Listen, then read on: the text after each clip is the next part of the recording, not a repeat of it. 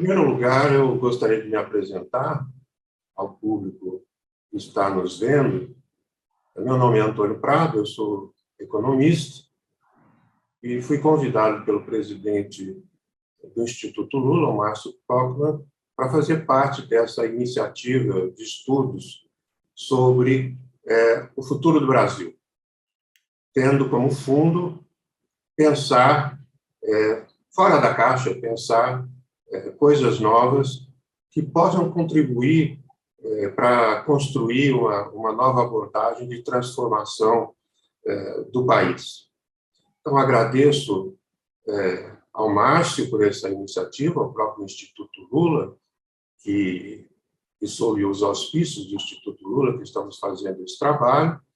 Agradeço também a todos os companheiros e companheiras que trabalharam juntos e que estarão aqui nesta gravação para falar dessas entrevistas e análises que nós fizemos. Nosso assunto, qual é o nosso tema? O nosso tema é a cultura dos privilégios no Brasil e a imperativa necessidade de superá-la por uma cultura da igualdade. Esse é um tema fundamental.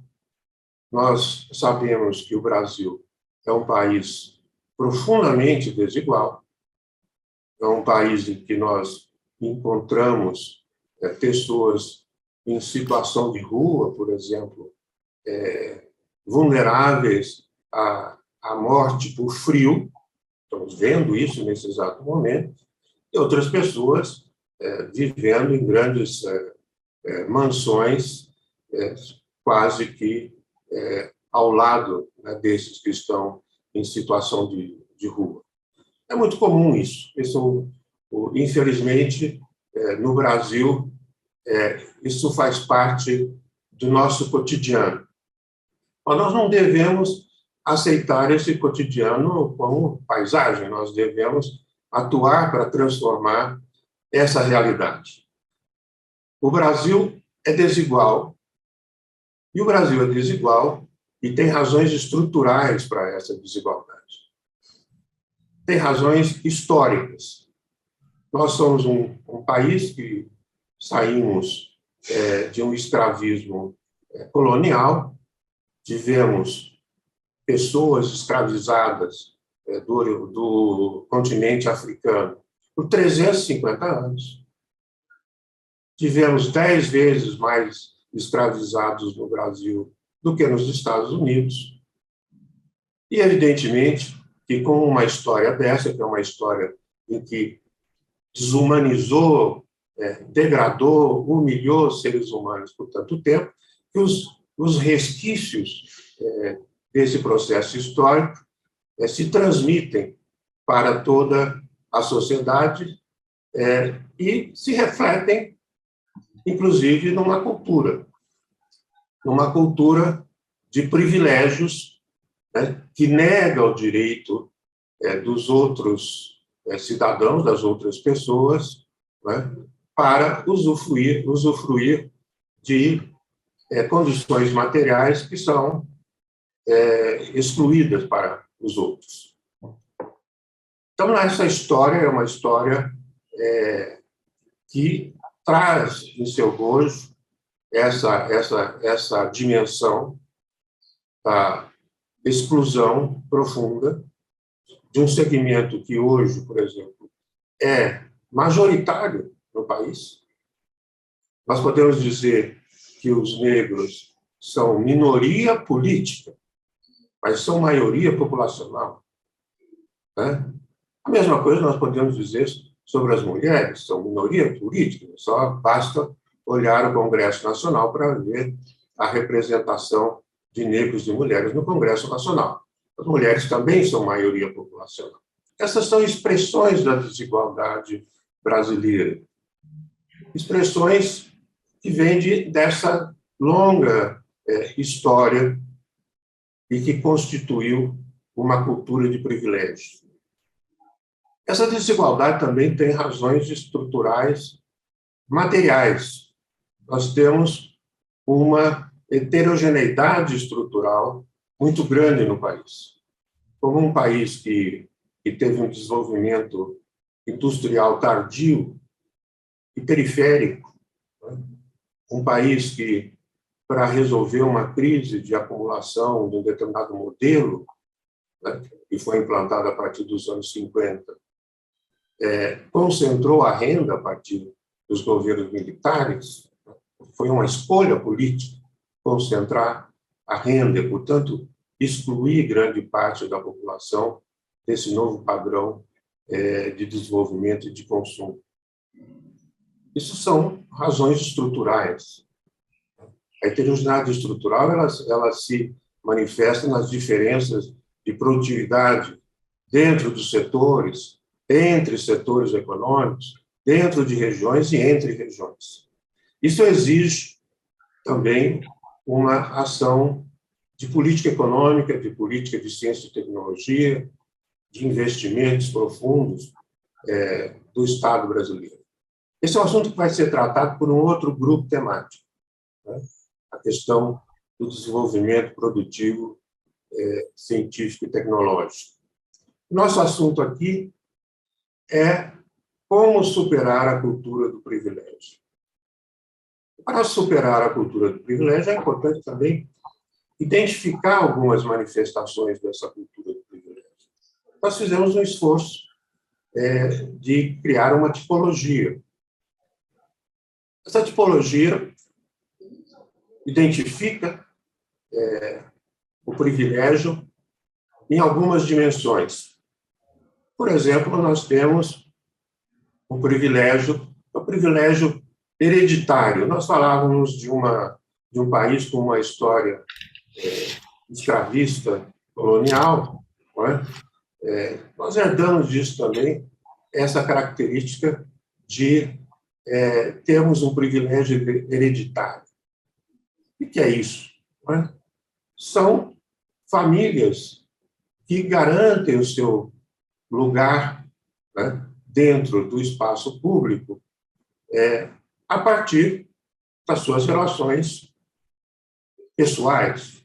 Então, nós encontramos isso, por exemplo, no judiciário brasileiro, é muito comum, famílias de juízes dentro do judiciário.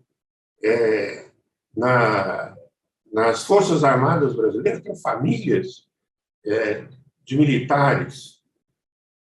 Na política é extremamente comum essa questão. Quer dizer, o privilégio hereditário, ele existe, não é? E ele não tem nada a ver com mérito.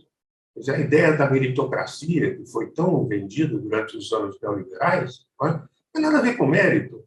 Quer dizer, simplesmente, o cidadão tem acesso a um determinado posto público, cargo público, a uma determinada visibilidade pública por conta da família que pertence. Temos que superar isso, isso não é democrático. Né? A democracia exige mais do que isso. Um outro tipo de privilégio muito comum é o privilégio, como nós já dissemos, e o Joelzito vai poder aprofundar esse tema, e a Laís, a Solange também, é o privilégio étnico-racial, o privilégio de gênero. Privilégio étnico-racial significa o quê? Significa manter segmentos imensos da população brasileira, né, em situação subalterna, em situação sempre menos capaz de participar dos principais postos e empregos no país do que outros. Né? O desemprego de negros e mulheres é sempre maior. Os salários de negros e mulheres é sempre menor. Né?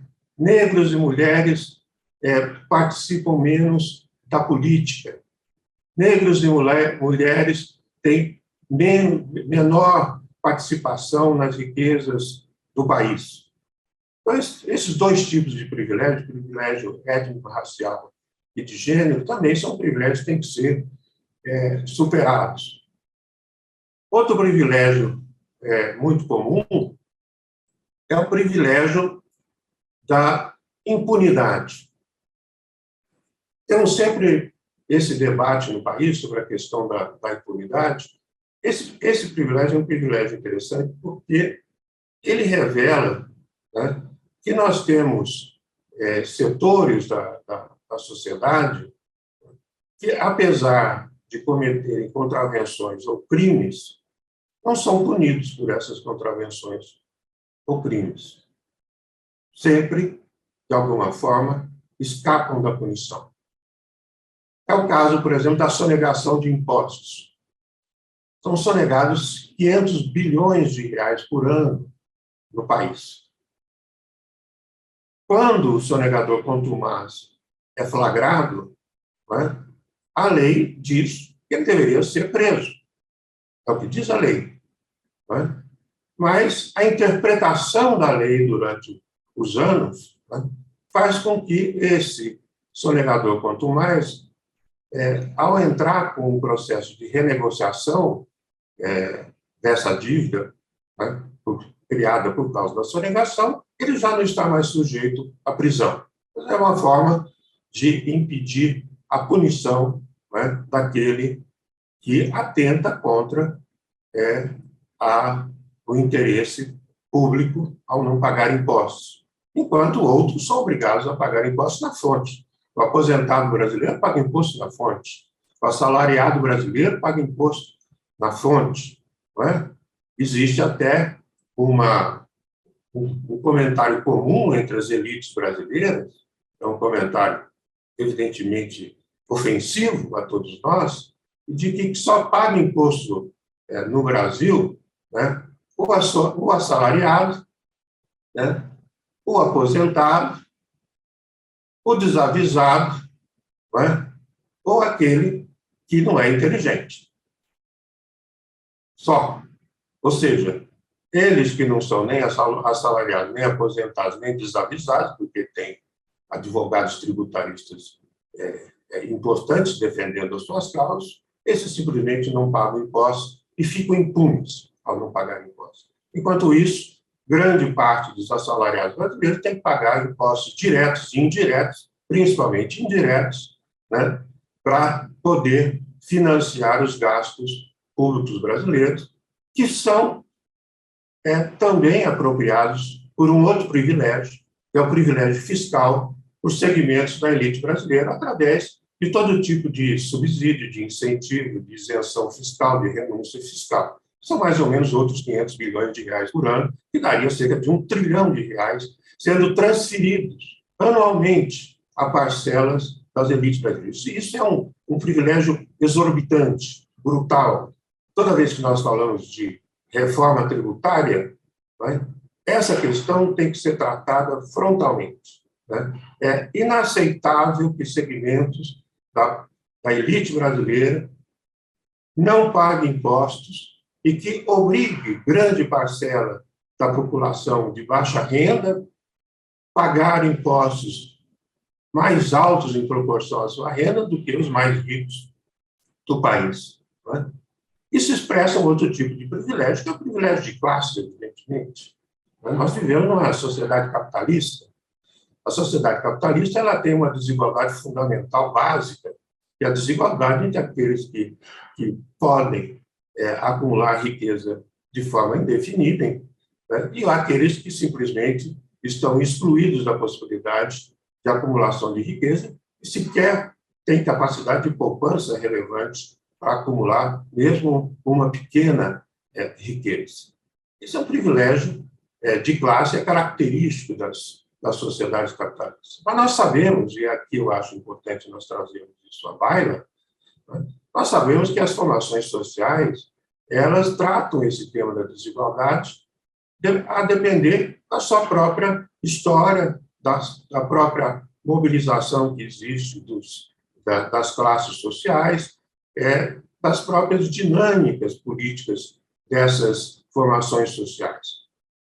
Os países da OCDE são países que, antes de tributações e transferências, têm nível de desigualdade de renda até muito semelhante a países como os nossos. Mas depois da ação do Estado, ou seja, depois da tributação e depois das transferências realizadas com os recursos arrecadados, a desigualdade de renda cai significativamente. Ela cai 30% em relação ao nível antes de tributação e de transferências. Ou seja, o Estado tem papel fundamental nos países da OCDE. Quando se fala em Estado-mínimo, esse mantra liberal que trata de uma coisa que simplesmente já não pode mais existir por razões estruturais, né? É um discurso altamente equivocado. A desigualdade nos países ricos é diminuída através da ação das políticas públicas do Estado. Teremos a oportunidade de ouvir um pouco a Wilnês falar sobre esse tema.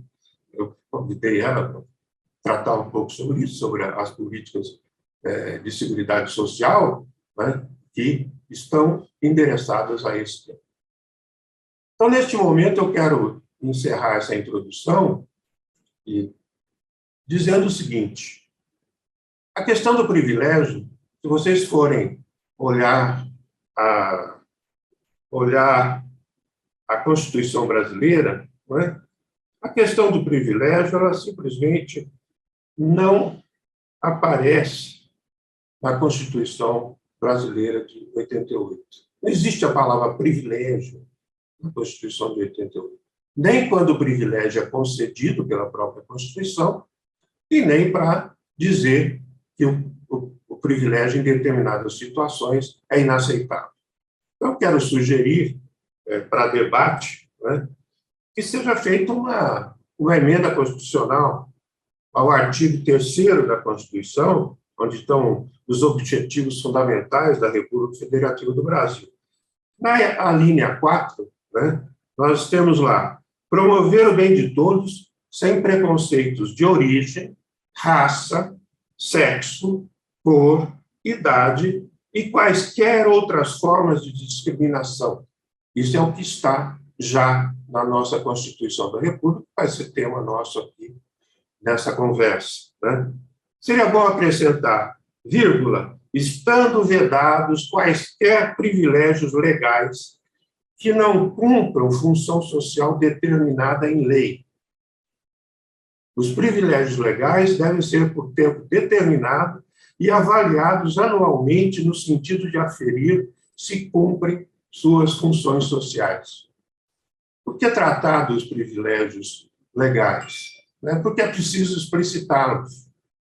Em alguns momentos, os privilégios são até necessários. Quando nós tratamos de programas de desenvolvimento econômico e social, pode ser importante, de fato, estabelecer renúncias fiscais. Mas a renúncia fiscal tem que ter uma função social. A renúncia fiscal, ela tem que ou implicar em diminuição de preço, ou implicar em aumento de empregos ou garantia de empregos, né? Ou em mais investimentos. Uma renúncia fiscal que não é acompanhada por nenhuma desses resultados, né? É uma renúncia fiscal que não tem nenhuma função social, ela é simplesmente uma benesse, um privilégio que se cristaliza dentro da própria lei. Eu, nesse momento, encerro essa introdução, convido a Laís Abramo, né, a entrar nessa nossa conversa. A Laís Abramo, ela é socióloga, hoje trabalha como consultora internacional, mas ela foi diretora da OIT Brasil e foi diretora da Divisão de Desenvolvimento Social na CEPAL, em Santiago, na sede da CEPAL em Santiago. Por favor, Laís, entre nessa nossa conversa e traga também um pouco das suas reflexões sobre o tema da desigualdade, principalmente o tema da matriz da desigualdade. Por favor, Laís. Obrigada, Prado. Muito boa tarde a todas as pessoas que estão nos ouvindo e aos meus companheiros e companheiras aqui desse evento. Eu acho que as reflexões do Prado, elas colocam um marco fundamental desse trabalho, né? E eu queria contribuir. Ele falou da importância e da força estrutural da cultura do privilégio na formação da sociedade brasileira, no processo de construção histórica da sociedade brasileira, e como isso está associado justamente ao processo de escravidão e às desigualdades. Eu queria, e falou bastante também sobre diversas dimensões dessa desigualdade, que também são estruturais na sociedade brasileira, né?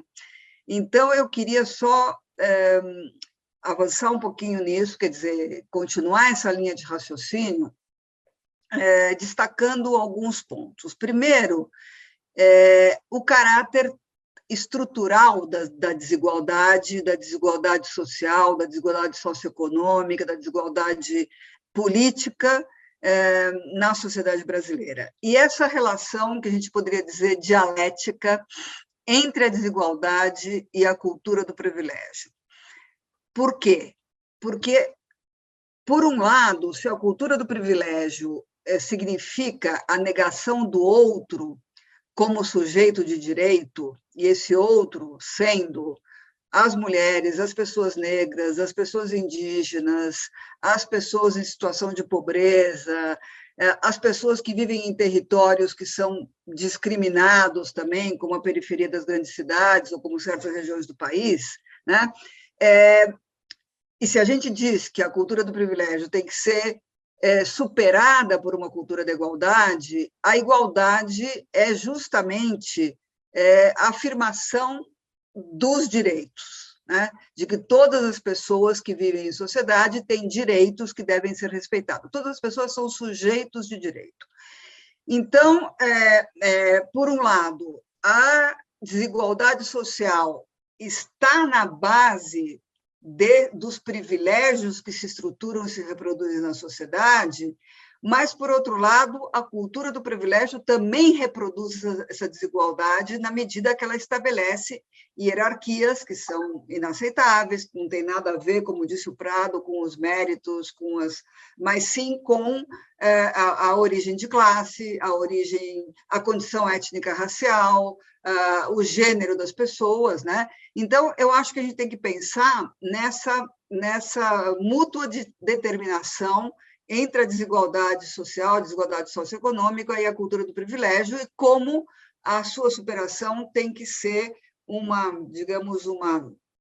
esforço de desconstrução tanto das características da cultura do privilégio, como dos fatores que estruturam e reproduzem a desigualdade social.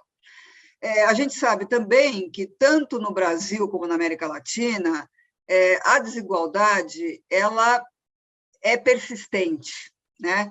Ela é um fenômeno complexo, heterogêneo e persistente. O Brasil, já foi dito muitas vezes, não é um país pobre, mas é um país injusto, né? Um país onde as suas riquezas são distribuídas de forma totalmente inequitativa. Então, e essa desigualdade, ela atravessa diversos períodos da história brasileira, inclusive períodos de crescimento econômico, né? Então, a primeira questão fundamental aqui é que dizer que o crescimento econômico é uma condição importante, né, para a superação da desigualdade, mas ele não garante nada disso. E aí o que eu queria, o Prado, na sua intervenção, falou do privilégio de classe, falou do privilégio étnico-racial, falou do privilégio de gênero, né? E que a gente pode dizer exatamente isso está vinculado com a desigualdade de classe, com a desigualdade de gênero, com a desigualdade étnico-racial. E o que eu queria aqui trazer para a discussão é que, para a gente superar a desigualdade e avançar na construção de uma cultura da igualdade, é fundamental entender quais são os eixos que estruturam e reproduzem a desigualdade na nossa sociedade. E por eixos estruturantes, eu estou pensando aqui quais são aquelas questões que determinam, que são determinantes nas relações sociais, nas relações de poder. né? E aí eu distinguiria, isso é resultado da discussão que nós fizemos nesse processo, né? Eu distinguiria, só reafirmaria coisas que já foram também colocadas na intervenção inicial do Prado, que é, sem dúvida, a desigualdade de classe, que está na base, né, de uma série de outras desigualdades, a desigualdade de gênero, a desigualdade étnica e racial, e aqui estamos pensando, no caso do Brasil, fundamentalmente na população negra, na população indígena, mas também outros grupos que têm menos representação na sociedade brasileira, são menos numerosos, mas que também a gente pode colocar a questão, por exemplo, dos ciganos, né, que também são um grupo importante, que é também profundamente excluído e discriminado, as desigualdades territoriais, né? E aqui eu estou falando não apenas, por exemplo, das desigualdades entre a zona rural e urbana, mas também entre os estados do país, entre as regiões do país, as desigualdades entre o Nordeste e o Sul, entre os diversos estados, e as desigualdades ao interior das próprias cidades, como, por exemplo, a questão das periferias das grandes cidades, né? Então, esse tema territorial, num país de dimensões continentais como o Brasil, é também muito importante. E ao lado disso, então aqui estamos falando de 5 eixos estruturantes da desigualdade social, que seria a classe, gênero, raça e etnia, território e idade, né? Onde também aqui qualquer indicador que a gente for ver, socioeconômico, você tem uma diferença que discrimina os jovens, as crianças, as pessoas idosas. Além disso, a gente poderia falar também de outras dimensões importantes, que são a situação de deficiência, né? Aproximadamente 10% da população brasileira são pessoas com deficiência, o status migratório e também ampliando a dimensão de gênero, não apenas para a relação homem-mulher, todo o tema da orientação sexual e da identidade de gênero. Então, eu acho que isso Por que a gente discutiu tanto isso nesse nosso trabalho? Porque é importante ver essas múltiplas eixos estruturantes da desigualdade social como fenômenos que não apenas se somam, ou coexistem, que não apenas coexistem no mesmo tempo e espaço, e que também eles não apenas se somam, ou seja, o que eu quero dizer aqui, 1 mais 1 não é igual a 2. 1 mais 1 pode ser 3, 4, 5 e 6. O que eu quero dizer com isso? Que essas desigualdades, elas se entrecruzam ou elas se interseccionam, tem toda a discussão da interseccionalidade, que está muito vinculada também a essa visão, ao entrecruzar-se, elas se potencializam, né? Por isso que eu digo que 1 mais 1 não é igual a 2. Uma mulher negra e pobre, ela vive simultaneamente as desigualdades de classe, de gênero e de raça.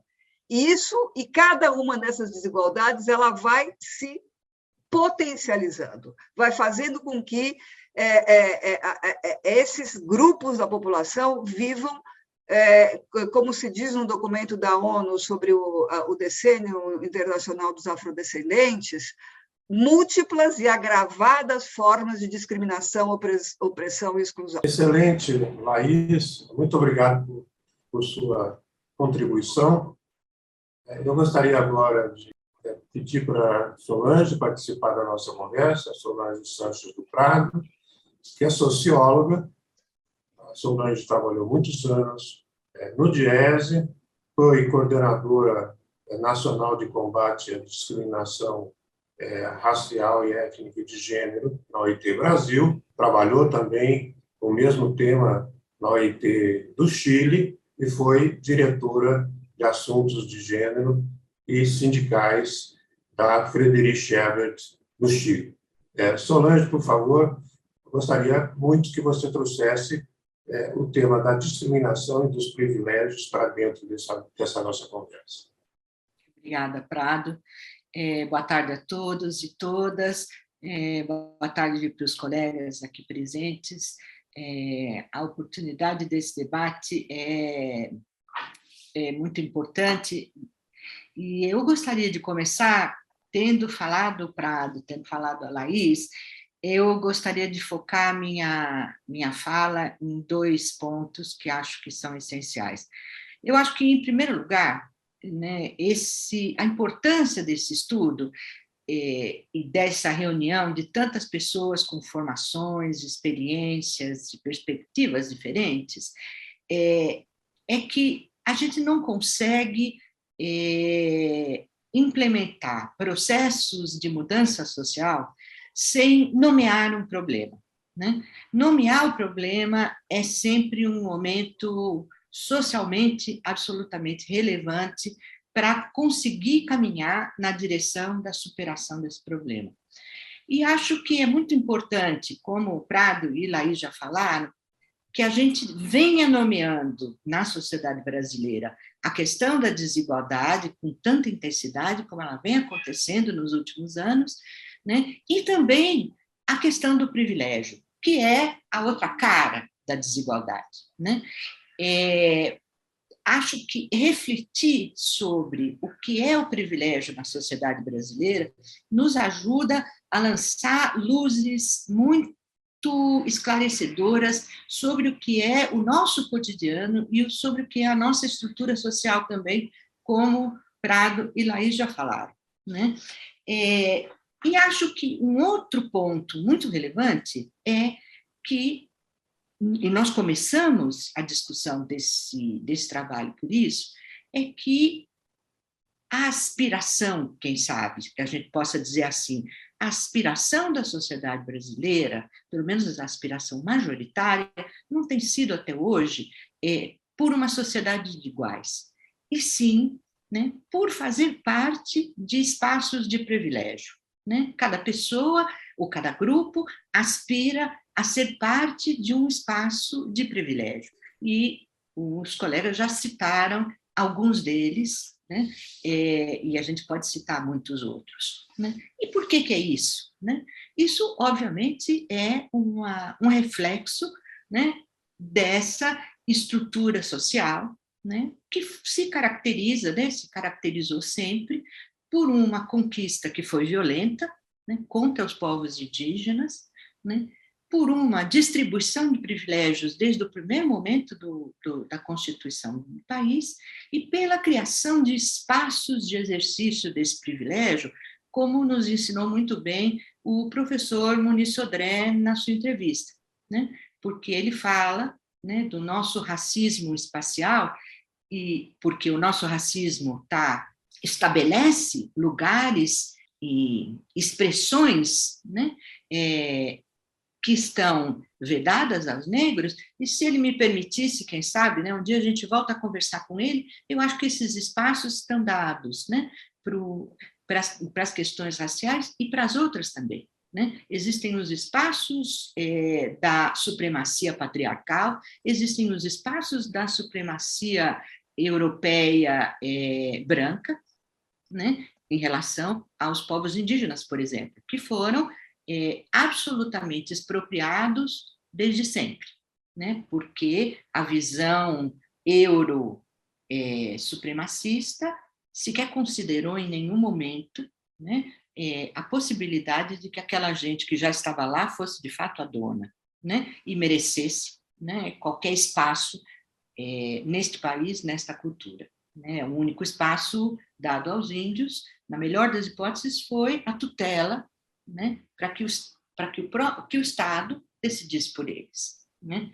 Enfim, essa é uma estrutura social, né, e, obviamente, né, a distribuição de privilégios sociais e econômicos, que começa lá com as capitanias hereditárias e vem vindo, né, numa série de construções jurídicas e infraconstitucionais, né, de normas de diversos tipos, né, que vão desde normas infraconstitucionais até as normas de funcionamento das empresas ou das instituições ou dos tribunais, onde as mulheres não podiam andar de calça comprida, por exemplo, entendeu?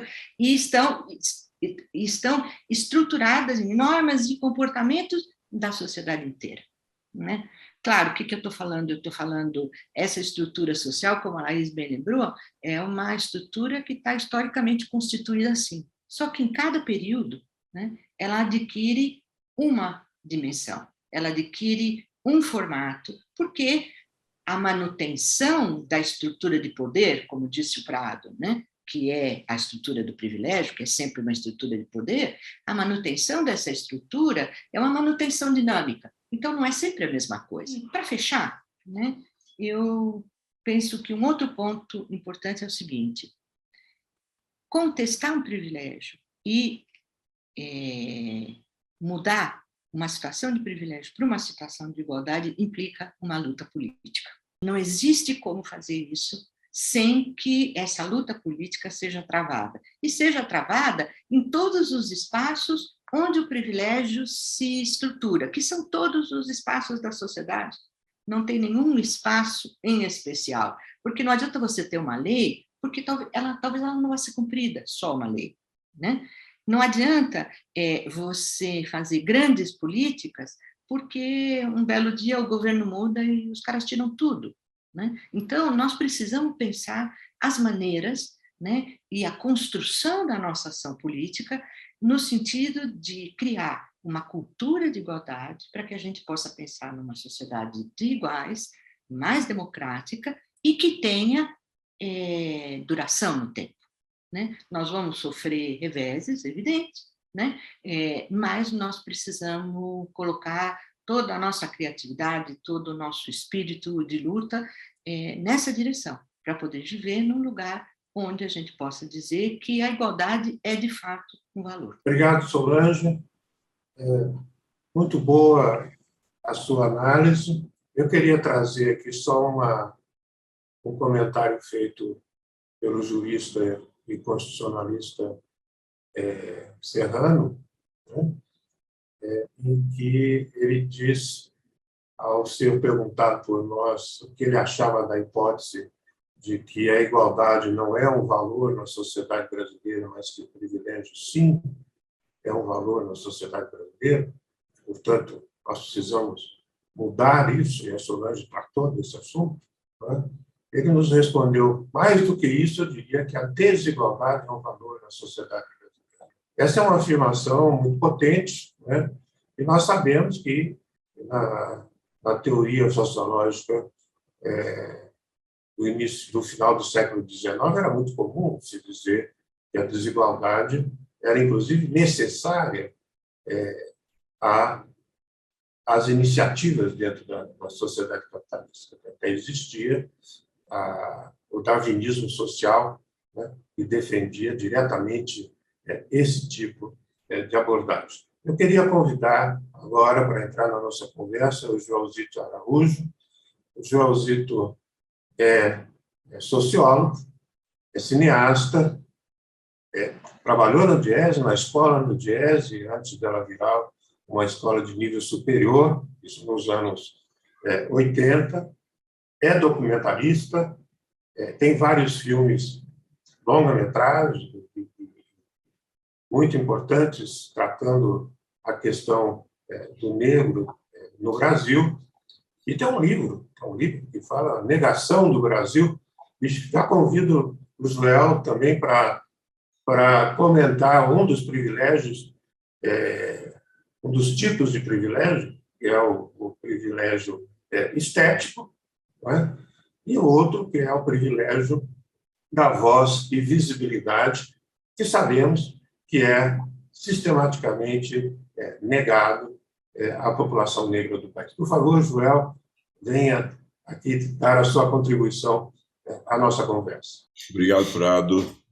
Um abraço aqui para minhas companheiras de grupo e meu companheiro de grupo, né? Foi um prazer participar desse processo todo. É muito enriquecedor para mim, muito enriquecedor.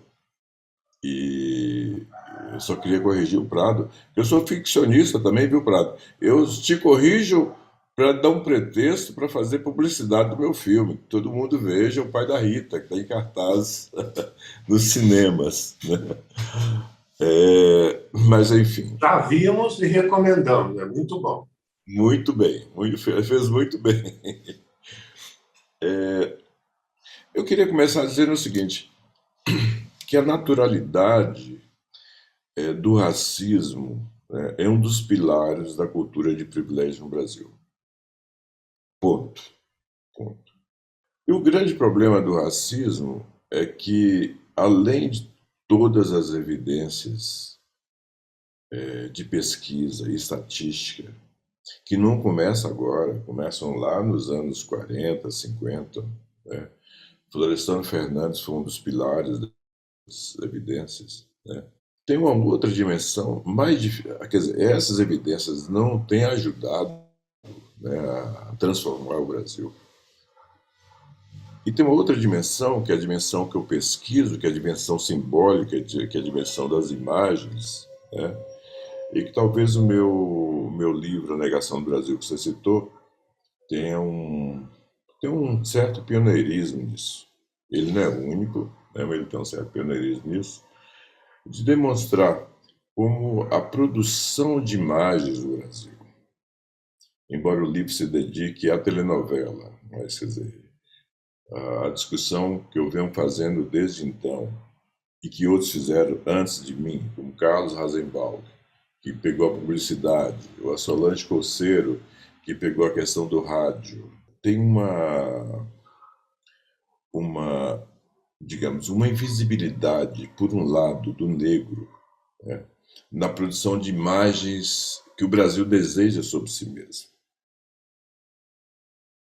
E, por outro lado, tem um reforço de uma visão discriminatória, né, que faz com que nós naturalizemos o preconceito, o racismo, né? Bem, eu estava aqui, a gente produziu muito material e tem esse documento produzido pelo grupo, acho sensacional, né? Mas eu estava revendo aqui uma pesquisa oficial feita pela Ancine, Agência Nacional de Cinema, em 2017, né? Pegando quem dirigia filmes, quem produzia, quem estava na frente das telas e atrás das telas no Brasil no ano de 2016. Eu acho que é muito interessante para reforçar um pouco o que eu pretendo dizer. Nessa pesquisa, eu vou pegar os dados oficiais aqui da Ancine, da Agência Nacional de Cinema. Ela diz que é o seguinte, que os homens brancos, no ano de 2016, assinaram a direção de 107 filmes produzidos, que correspondia a 75,4% do total dos filmes produzidos. As mulheres brancas, por sua vez, assinaram 28 filmes, ou seja, 19,7%. Os homens afrodescendentes assinaram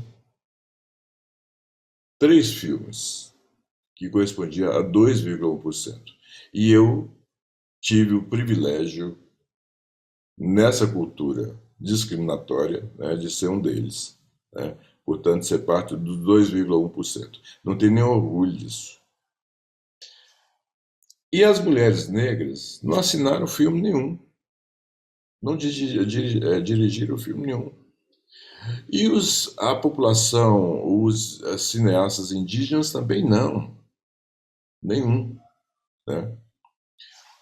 Então, assim, é a partir de dados como esse, né, que não só eu, mas eu tenho enfatizado, que talvez o segmento audiovisual é o segmento mais discriminatório da cultura brasileira.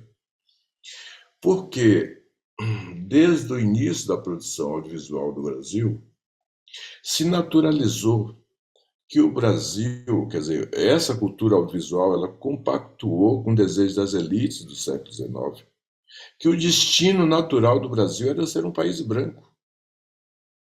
E uma forma de reforçar esse destino natural de privilégio do branco era de, portanto, produzir imagens que reforçassem isso. Então você vai encontrar, como no documento da gente mostra, né?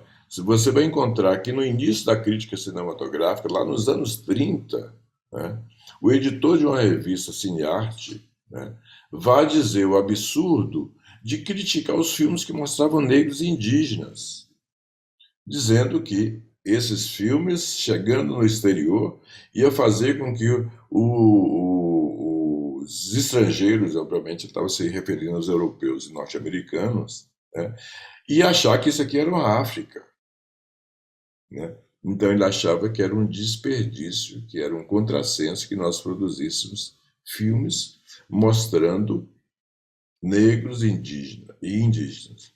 Porque o essencial é de nós compreendermos que nós somos um país diverso e incrível por ser diverso, né? Eu acho que a pauta política do ponto de vista do audiovisual é de lutar pela diversidade da representação do que é ser brasileiro. Obrigado, Joel. Você tratou de uma questão que, nos tempos da CEPAL, eu e a Laís, fomos da instituição, para nós era muito importante, que era a questão da invisibilidade. Nós dizíamos, aquilo que não é visível não pode ser objeto de política pública. É necessário dar visibilidade aos fenômenos. É necessário, como disse a Solange, identificar claramente o problema e trazer esse problema ao debate. Eu acho que essa tua fala nos deixa bastante visível, traz à tona, né, a questão de que o privilégio estético e o privilégio de voz e visibilidade, né, é um privilégio que tem que ser superado. Nós temos que ouvir toda a sociedade. Essa é uma sociedade com grande riqueza cultural, justamente pela sua miscigenação. Não temos que negar o Brasil. Não é? Eu estava lendo o Gessé lembrava do Gobineau, imagine, eu já tinha até me esquecido do infame Gobineau, né?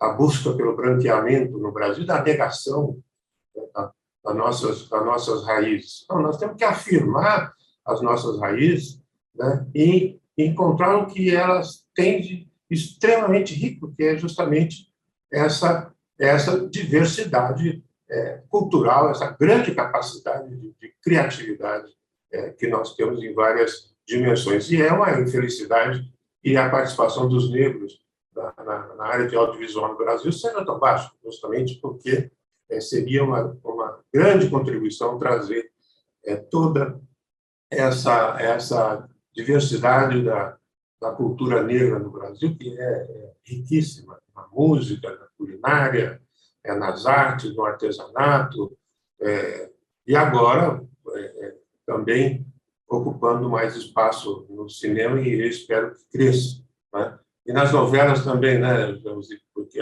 as novelas têm sido a própria negação da sociedade brasileira. Eu queria convidar a Paula para essa conversa, que está sendo muito rica, muito boa. A Paula ela é jornalista, é advogada, né? Ela vem estudando a cultura latino-americana, fez uma pós-graduação nessa área, e eu convido a Paula para comentar um pouco a conversa com o Pedro Serrano, porque o Pedro Serrano, né, ele nos trouxe coisas muito relevantes e denúncias muito fortes. O Pedro Serrano simplesmente disse que as autarquias de Estado no Brasil, ao interpretarem os direitos universais, transformam esses direitos em privilégios. Isso é uma apropriação totalmente indevida, né, do nosso marco jurídico, mas é o que as elites vêm fazendo desde sempre, né, distorcendo o marco jurídico que cria direitos universais né? E traduzindo isso na negação do direito do outro, como disse a Laís ao nos falar sobre o privilégio. Por favor, Paula, entre nessa conversa trazendo as suas contribuições. Você que transcreveu quase todas as entrevistas que nós fizemos. Nós entrevistamos, então, o professor de Direito Constitucional da PUC, o Pedro Serrano, e ele já disse que a primeira questão é que, por ser o Brasil, ter sido o Brasil um país colonizado, existe uma má formação no circuito afetivo nacional da sociedade brasileira, ou seja, para que exista um sentimento de nação, é preciso que prevaleça um sentimento comum em relação ao outro, por mais explorado que esse outro seja. Então, essa má formação desse circuito afetivo nacional dificulta a existência desse sentimento de nação, que é um sentimento de partilhar um solo comum, mas do quê? Um solo comum de princípios e valores. E por que ocorre essa impossibilidade no Brasil de partilhar esses princípios e valores? Porque há um tremendo grau de desigualdade na sociedade brasileira. E como consequência desse grau de desigualdade, no plano normativo instrumental, que é o plano que o professor Serrano desenvolveu toda a entrevista, o Brasil passa por permanentes crises constitucionais. Então, dois fatores, segundo o professor Serrano, explicariam essa permanente crise constitucional, onde nenhuma Constituição no Brasil até hoje conseguiu romper as bases do individualismo das elites e não rompeu também as bases da não separação entre o público e o privado. Então, a primeira seria a formação ideológica daqueles que vão operacionalizar o direito, interpretando e aplicando as leis, ou seja, a maneira como esse forte domínio ideológico se manifesta na estrutura do pensamento sobre o que é o Estado e o que é o direito no Brasil. Então, que eu vou adiantar aqui é a ideologia da exclusão. Serrano diz, eu vou abrir aspas porque é uma citação importante dele, o problema estrutural que impõe a transformação e a superação da cultura dos privilégios pela cultura da igualdade está diretamente associada a um forte caráter colonial na ideologia das elites e ao fato das elites nacionais terem uma forte capacidade de dominar ideologicamente os segmentos explorados da sociedade, ou seja, a classe trabalhadora formal e informal.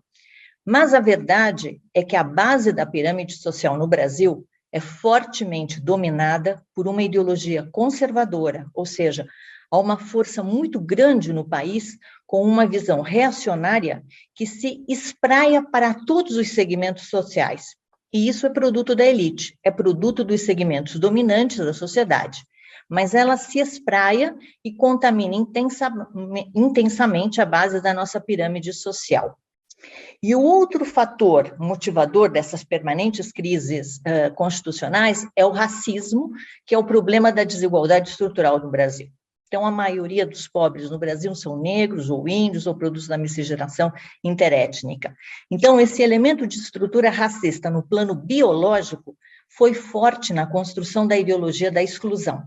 Começa com a exclusão do negro, índio e, interessante, também dos deficientes físicos no Brasil, que não tinham direito à educação e à integração social através do conteúdo dessa educação. E isso foi feito de uma forma explícita pela ordem jurídica brasileira na Constituição de 1934, em favor dos grupos de imigrantes constituídos de pessoas brancas, que era gente explorada também, mas que vieram para o Brasil e dotados de um forte racismo, de um forte circuito afetivo colonialista, de modo a acentuar ideologicamente essa diferença étnica que já existia, para se sentir diferente dos negros e dos índios.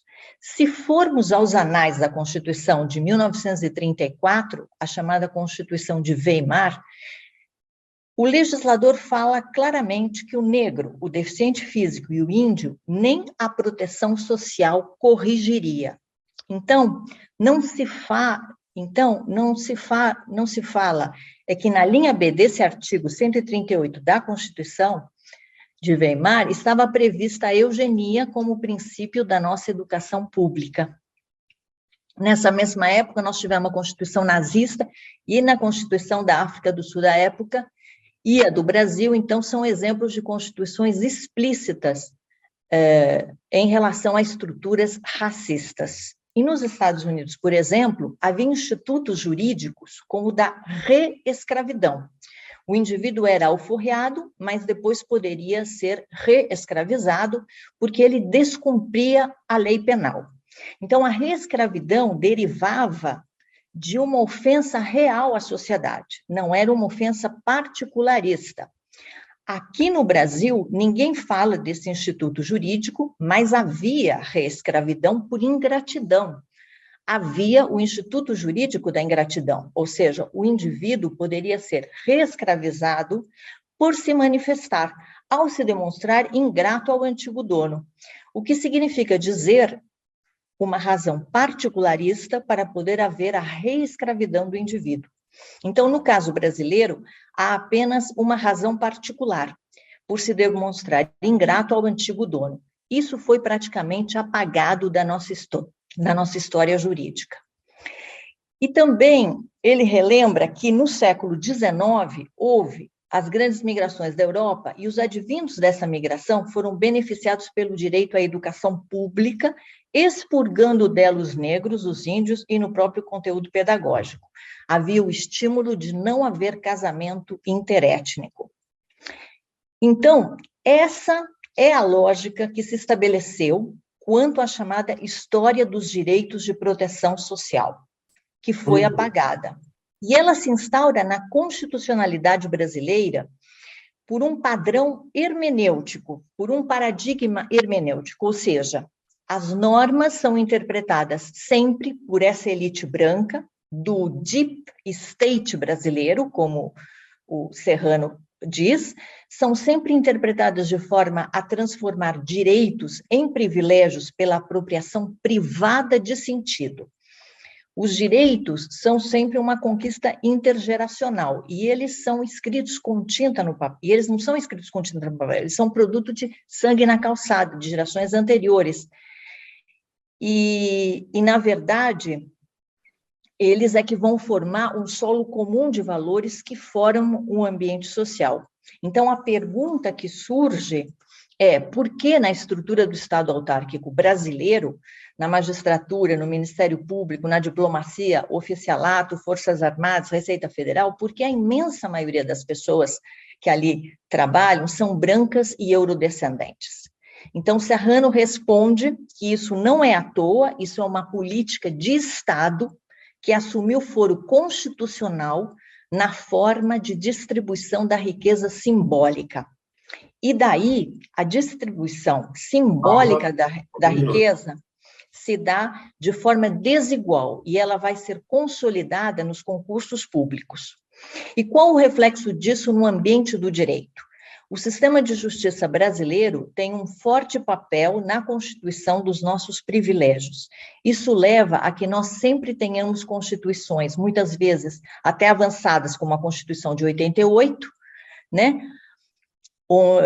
É a melhor do mundo em termos de hipótese de direitos, mas esses direitos já são obstaculizados na sua primeira fronteira, que é a da interpretação judicial.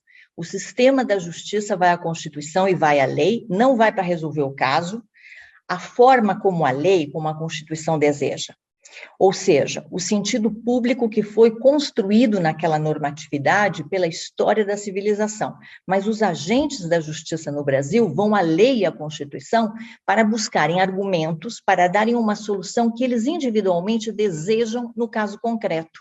Ou seja, é uma solução privada e não pública dos casos judiciais e da formação da nossa jurisprudência. Então, e não é à toa uma formação que restringe direitos, que mitiga direitos, estabelecendo logo que nascem as constituições um processo desconstituinte, ou seja, se mantém formalmente a Constituição, mas ela vem sendo subtraída o sentido público dela e restringindo direitos. Então, o Serrano encerra dizendo que direito que não é universal é privilégio, como o Prado já colocou, não é direito, portanto. Ou o direito tem uma pretensão clara de universalidade, mesmo que não seja uma possibilidade concreta ainda, ou ele é transformado em privilégio, e é o que existe no Brasil. Obrigado, Paula. Você trouxe uma análise muito detalhada do que o Pedro Serrano discutiu com a gente, né? E é importante a gente lembrar, Caio Prado Júnior dizia que o Brasil não é uma nação, o Brasil é um negócio. O Brasil nasceu como um negócio, se desenvolveu como um negócio, né?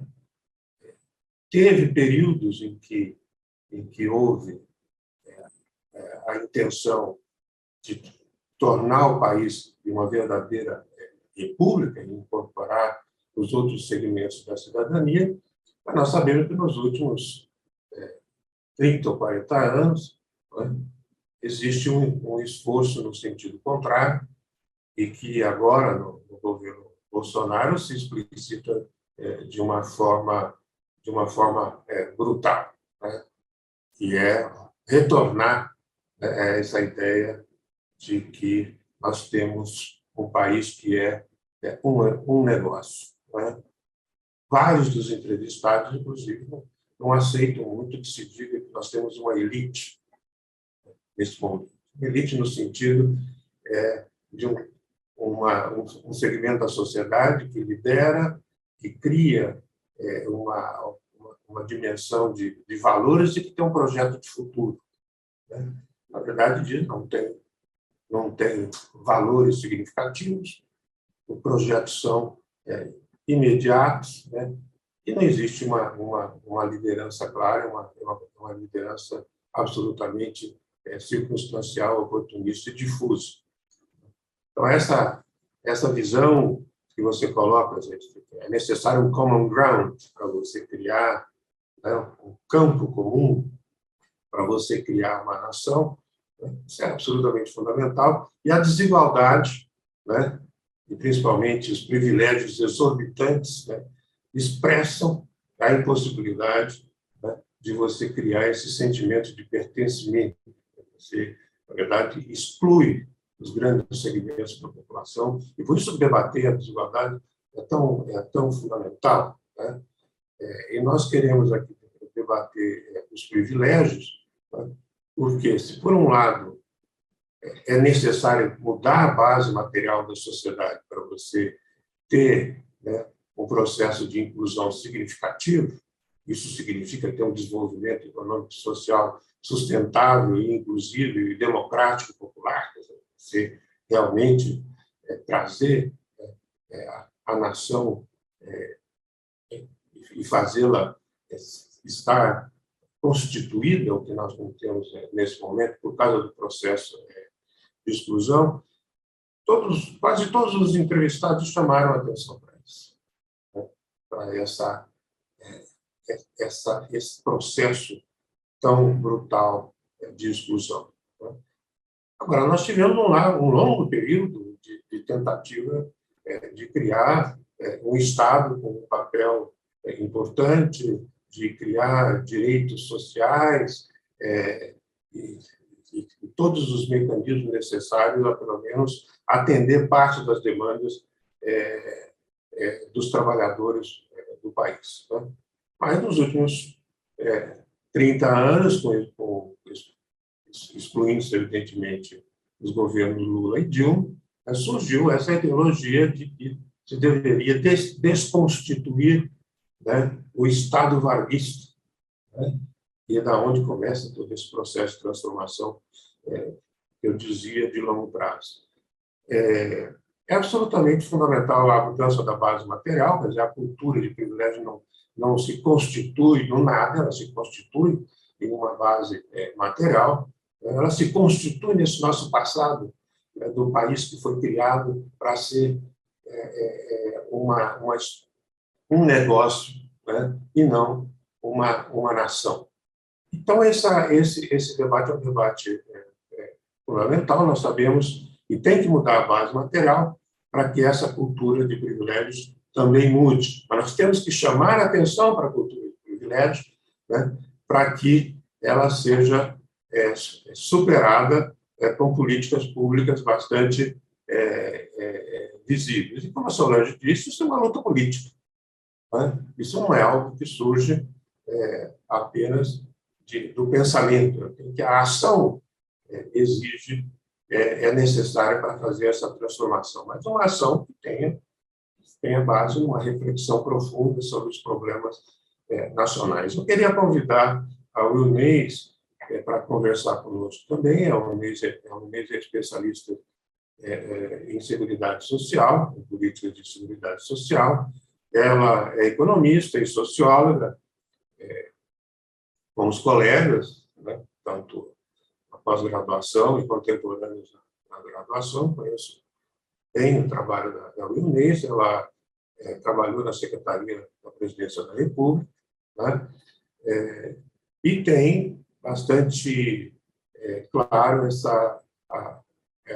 sobre a necessidade de se ter políticas públicas que enderecem, que tratem diretamente da questão da desigualdade e, principalmente, foi um grande esforço que foi feito a partir da Constituição de 88, que é constituir, aprofundar o que já vinha sendo feito, mas de constituir um estado de welfare state, e isso foi uma constante conflagração durante todo esse período. E avançou durante o governo Lula e Dilma, e que vem sendo sistematicamente destruído pelo governo Bolsonaro, que privilegia essa ideia do Brasil como um negócio, do Brasil como algo, né, para apenas alguns segmentos dessa elite que os nossos sociólogos contemporâneos dizem que não é uma elite, é mais um lumpen, né?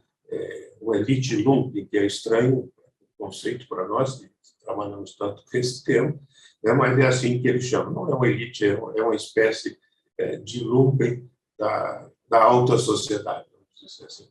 Então, Wilnês, por favor, contribua aqui com esse nosso debate, por favor.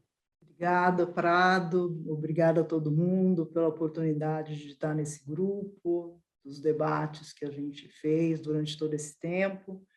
Bom, eu vou me beneficiar da fala de ser a última que está falando nessa intervenção, porque todos os vários aspectos, eu acho que a maioria dos aspectos fundamentais já foram levantados. Eu vou pontuar 2 ou 3 coisas.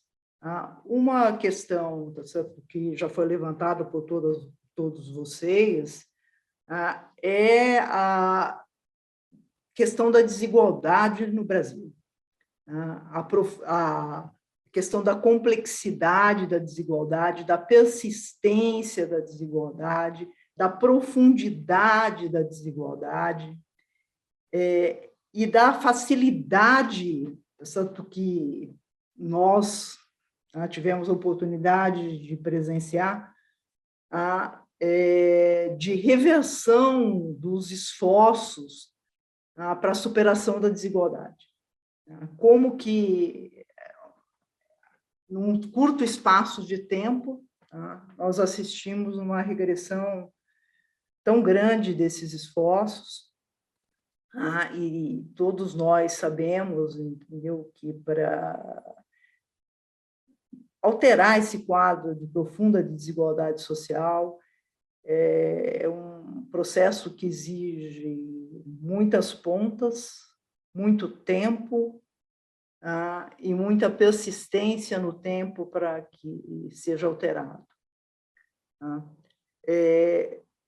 Eu, então, vou pontuar neste quadro uma coisa que é tão falada, mas que acho que é muito importante.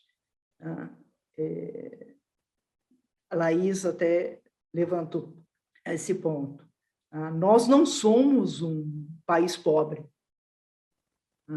É claro que, nos últimos tempos, nós regredimos economicamente, inclusive, particularmente no que diz respeito à regressão da estrutura industrial. Mas nós não somos um país pobre. Então, é espantoso, né, que num país que não é pobre, que tem as condições materiais de oferecer ao conjunto da população direitos e condições dignas de vida, você tenha uma pobreza e uma miséria de massa, tá, que tende a se agravar e que se agravou. Tá? E que, tá certo? Você volta a indicadores absurdos, tá certo? De fome, de desproteção, enfim. Tá? Então, a nossa questão não é uma questão de que nós não temos condições materiais produtivas de oferecer condições de vida dignas para toda a população. Não é isso. Né? Nós temos essas condições, sabemos que é tudo muito complexo, nós somos, dada a imensa dimensão territorial, nós temos uma população grande, nós temos uma desigualdade multifacetada, mas há possibilidade de. O que é que nós pensamos, sempre pensamos, e creio que continua sendo um elemento fundamental, e acho que foi assim na luta pela redemocratização, foi assim na Constituinte, foi assim durante a luta, certo, democrática, eleitoral, para o estabelecimento da democracia. Nós sempre imaginamos que a política social era um elemento fundamental para a geração da igualdade, para a universalização dos direitos, para um padrão mínimo de igualdade em relação a questões fundamentais que pudessem nos considerar, certo, um país que garante, pelo menos, alguma humanidade para todos. O que era fundamental? Sempre foi fundamental ao discutir e ao defender essa estruturação das políticas sociais. Aquela só poderia exercer esse papel mais igualitário, primeiro, se essa política social fosse financiada de forma com uma estrutura de financiamento, uma estrutura tributária, se você quiser, que fosse minimamente justa. Daí a longa luta para a mudança da estrutura tributária e de constituir uma estrutura tributária justa. Daí a luta por fazer pagar impostos quem não paga e deve impostos. Além disso, tá certo? Pelo âmbito do gasto, que fosse fundamental, apesar da complexidade de demandas e de necessidades, que você tivesse pelo menos duas pontas básicas da política social, dois aspectos básicos da política social que fossem as políticas universais, em particular saúde e educação. Era uma questão básica para garantir, essa comunhão e essa possibilidade de interesses de todos em cima de sistemas universais igualitários de saúde e de educação. Eu convido quem nos está assistindo, a ver os vídeos que nós vamos estar colocando no aplicativo do Instituto Lula, os vídeos que nós fizemos com vários desses pensadores intelectuais, com o Leonardo Boff, com o Gessé Souza, com o Pedro Serrano, com o Muniz Sodré, com o Alisson Mascaro, com o Peluso, com o João Manuel Cardoso de Mello, com o Arilson Favaretto, com a Creuza Oliveira, com a Shirley Crenati, com o Jorge Romano e com o Dão Real, tratando de dimensões específicas do tema da desigualdade e dos privilégios.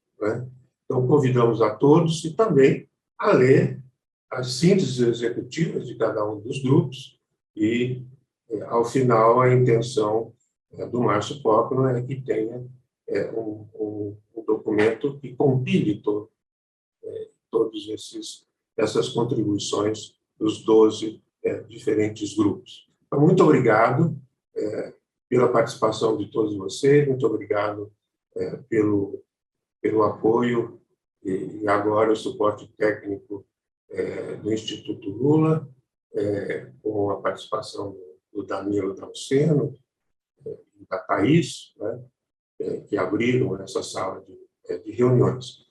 Continuaremos a debater e a conversar, né, porque, enfim, o nosso compromisso é realmente um compromisso com a reconstrução e a transformação do Brasil. Aqui eu lembro, Laísa e o Ilnês, que nós somos um país de renda média alta, né? Nós não somos um país pobre, inclusive essa é a classificação adotada pelo Banco Mundial. Certamente temos as condições materiais, né, de oferecer muito mais ao povo brasileiro, e se trouxermos de volta o crescimento, né, e uma boa política de desenvolvimento, daremos condições materiais de aprofundar a igualdade no país